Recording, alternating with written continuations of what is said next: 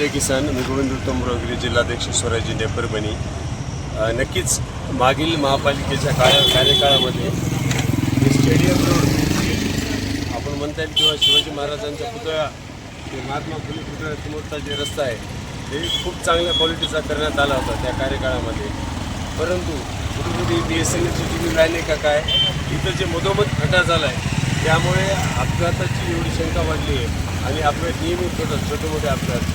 किमान कोणाचा जीव जाऊ नये याची दक्षता जर महापालिकेने घेतली, आपल्या बांधकाम विभाग असेल किंवा इतर जे इंजिनियर्स असतात त्यांनी पाहणी केली आणि दुरुस्ती केलं तर कुठं ना कुठं एखादा गंभीर अपघात. आता हे जे खड्डा पडलेला आहे आता ह्याला किती दिवस झालेले आता वर्ष झाले की दिवस झालेले? हा खड्डा पावसाळ्यापासून वाढत गेलेला आहे. अच्छा.